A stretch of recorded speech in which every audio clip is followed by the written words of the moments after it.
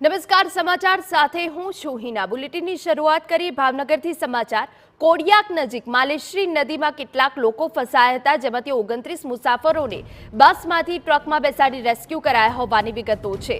આપને જણાવી દઈએ કે માલેશ્રી નદીના પ્રવાહમાં બસ ફસાઈ હતી, તે બાદ 29 મુસાફરોને બસમાંથી ટ્રકમાં બેસાડી રેસ્ક્યુ કરાયા। આપને જણાવી દઈએ કે જે તમામ મુસાફરો છે તમિલનાડુના રહેવાસી છે અને તેઓને બચાવી લેવામાં આવ્યા છે। તમામ લોકોને ભાવનગર લઈ જવાયા હોવાની પણ વિગતો મળી રહી છે। આપને જણાવી દઈએ કે જીવના જોખમે અથાગ પ્રયત્નો બાદ રેસ્ક્યુ ઓપરેશન પાર પાડવામાં આવ્યું છે અને લોકોને બચાવવાનું ઓપરેશન ચાલુ હતું ત્યારે TV9 ની ટીમ પણ સાથે હતી અને જિંદગી માટેનો આ જે જંગ છે તે પણ સામે આવ્યો હતો। હવે જોઈએ એક્સક્લુઝિવ રિપોર્ટ કે જેમાં આખરે કેવી રીતે રેસ્ક્યુને પાર પાડવામાં આવ્યું। જે સમયની રાહ જોવાતી હતી તે સમય આવી ચૂક્યો છે।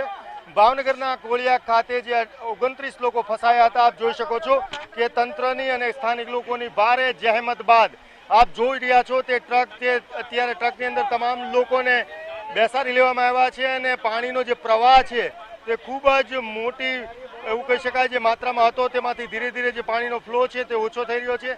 તમામ લોકોને સલામત રીતે થોડાક જ મીટર દૂર છે અને અહીંયા પહોંચવા માટેની તૈયારી છે। ભાવનગરના જે અહીંના જે કોળિયા ગામના છે લોકો છે તેના દ્વારા ટ્રક અંદર લઈ જઈ અને તમામ લોકોને સુરક્ષિત લઈને લોકોને NDRFની ટીમ, ફાયરની ટીમ, તમામ લોકોએ આ ટ્રકની અંદર લઈ લીધા છે અને થોડી મિનિટોની અંદર સફળતાપૂર્વક અહીંયા સલામત રીતે લાવી દેવામાં આવશે। આ સમગ્ર ઘટનાની અંદર કોઈ પણ પ્રકારની જાનહાનિ થઈ નથી, સામાન્ય ઈજા પહોંચી છે। એમાં તંત્ર દ્વારા અત્યારે તમામ લોકો અહીંયા પહોંચે તુરંત તેમને 108 દ્વારા અત્યારે હેલ્થ વિભાગની ટીમ પણ અહીંયા હાજર છે, તેમને તુરંત સારવાર આપવામાં આવશે અને તમામ પ્રકારની ભોજનથી લઈ એને આગળની વ્યવસ્થા કરવા માટે તંત્ર અત્યારે કામે લાગી ગયું છે। કેમેરા પર્સન રાજેશ રાઠોડ સાથે અજીત ગઢવી, TV9 ભાવનગર। તો આ જે તમામ મુસાફરો હતા તે તમિલનાડુના હતા।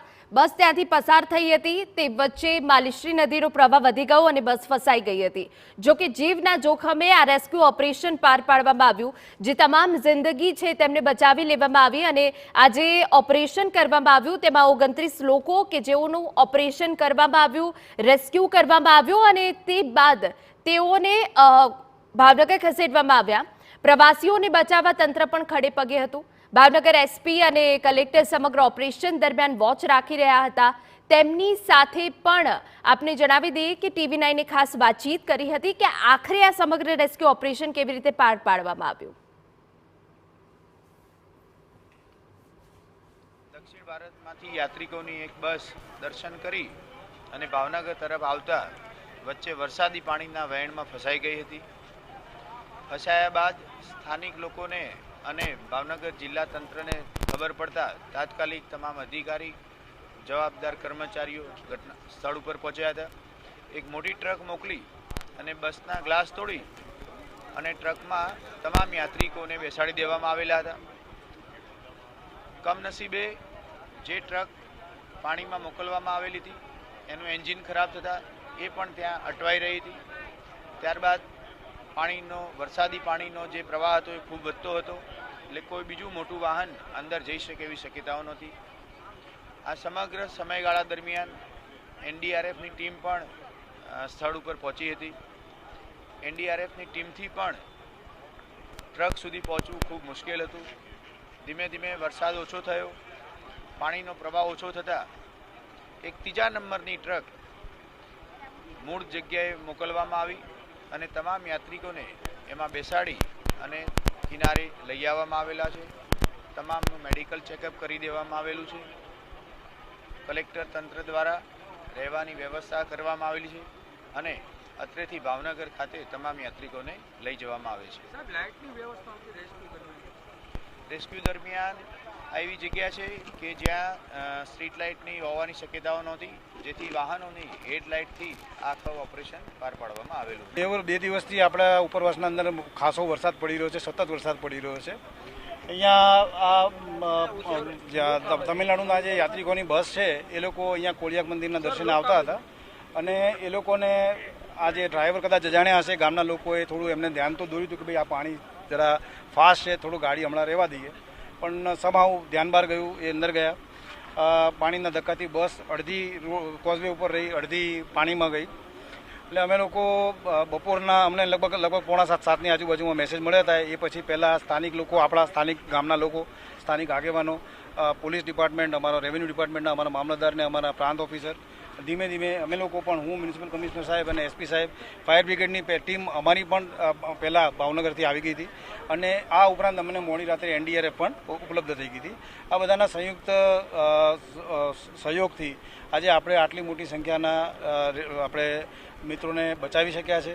એ લોકોને સલામત જગ્યાએ લઈ આવ્યા છે. અત્યારે આપ જાણો છો એ મુજબ અમે એમના માટે પ્રાથમિક આરોગ્ય ચકાસણી કરી રહ્યા છે. અત્યારે બસની અંદર કોઈને નાનું મોટું વાગ્યું હોય એના બ્લડ પ્રેશર, ઓક્સિજન લેવલ વગેરે અત્યારે ચેક થઈ રહ્યું છે. આ ઉપરાંત હવે અમને ભાવનગર લઈ જઈશું અને ભાવનગર એમના આરામની વ્યવસ્થા કરી છે અને એમના ભોજનની વ્યવસ્થા કરી છે. સ્થાનિક લોકો દેવદૂત બનીને આવ્યા અને તમિલનાડુના પ્રવાસીઓને બચાવવા કામે લાગ્યા. જે લોકોએ સહકાર આપ્યો તે સ્થાનિકો સાથે વાત કરી અમારા રિપોર્ટરે. ભાવનગરના કોળિયાકના નિષ્કલંક મહાદેવ ખાતે તામિલનાડુથી દર્શન કરવા આવેલ 29 લોકો પાણીના વેણમાં ફસાઈ ગયા હતા. સદનસીબે તમામ લોકોને બચાવી લેવામાં આવ્યા છે અને અત્યારે તમામ લોકો સલામત છે.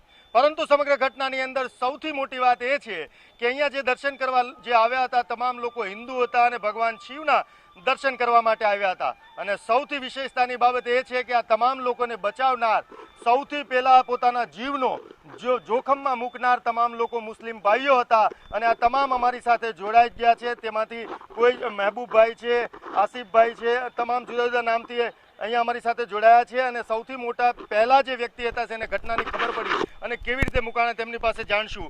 શું સમગ્ર ઘટના હતી, તમને ખબર પડી અને આટલી મોટી સંખ્યામાં જીવને જોખમમાં મૂકીને તમે કેવી રીતે બચાવવા ગયા લોકોને? હું મહેબૂબભાઈ હાજીભાઈ સરવૈયા કોળિયા, હું ઘરે જમતો હતો અને મને ખ્યાલ આવ્યો, ભત્રીજાએ ફોન કર્યો કે કાકા અહીંયા બસ ઉતરી ગઈ છે અંદર કે. એટલે મેં અહીંયા ટ્રાય કરી, બધી બસે આવ્યો, જોયું બધું અને માણસો બધું ઘણું હતું. અમારા ગામનાય ઘણો સ્ટાફ હતો, બધા છોકરાઓ બધા, અમારા જગાભાઈ સરપંચ પણ હતા. પછી આ લોકો તંત્ર બધું આવ્યું પણ કોઈ જહેમત ઉઠાવી ન શક્યું કોઈ.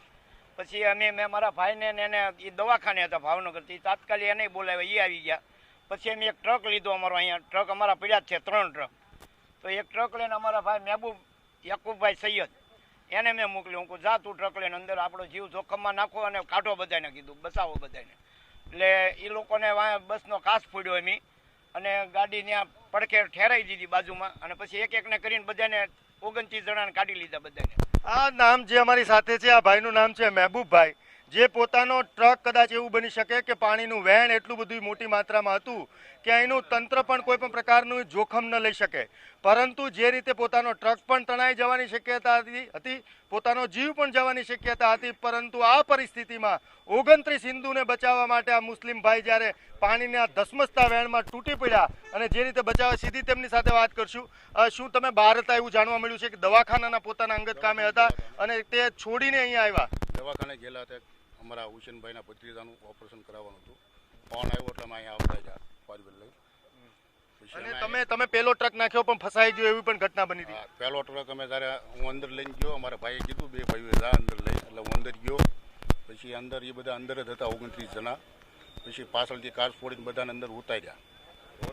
શું કે અંદર તમે જ્યારે પહેલી વાર દ્રશ્ય જોયું ત્યારે શું પરિસ્થિતિ હતી લોકોની? કારણ કે ભયભીત થઈ ગયા છે અને શું સ્થિતિ હતી ત્યારે એ ટાઈમે? અમે ગયા એટલે કાચ ફોડીને બધા માણસોને બહાર કાઢતા હતા, તો બધા રોતા હતા, રોતા હતા બધા અને હાથ જોડતા હતા. અમે કીધું હાથ ન જોડો, એમને એવું કહેતા હતા કે તમે અમારા ભગવાન થઈ ગયા, એવું બોલતા હતા એની ભાષામાં. અમે કીધું કોઈ પણ વાતમાં જીવ બહુ સારી વાત છે, ઇન્સાનિયતની વાત આપ કરી રહ્યા છો. પરંતુ કોઈ પણ જીવને જોખમમાંની વાત કહી શકાય, શબ્દો બોલી શકાય, જીવને જોખમમાં ન મૂકી શકાય. આ સૌરાષ્ટ્રની ધરતી છે, આ ગુજરાતની ધરતી છે. અહીંયા કોઈ પણ પ્રકારનો આ ઘટના બહુ મોટી પ્રેરણાદાયક છે. કારણ કે જે 29 લોકો છે આપ જોઈ રહ્યા છો, આ બસની અંદર જ અત્યારે બેસાડવામાં આવ્યા છે. તમામ લોકો અત્યારે સલામત છે. થોડી મિનિટો પહેલા જ એમને ખબર નહોતી કે પોતે જીવશે કે મોત થશે. એવી સ્થિતિમાં મુસ્લિમ ભાઈઓ જે અમારી સાથે જોડાયા છે, પોતાનો ટ્રક નાખ્યો, પોતાનો જીવનો જોખમ કરીને તમામ લોકોએ, પછી તંત્ર પણ જોડાયું હતું. પરંતુ પહેલું દ્રશ્ય જોનાર આ લોકો હતા, પહેલા પાણીની અંદર ધૂબકો મારનારા આ લોકો હતા, પોતાને જીવને જોખમમાં મૂકનાર હતા. અને સૌથી મોટી ગૌરવની વાત એ છે કે તેમના શબ્દો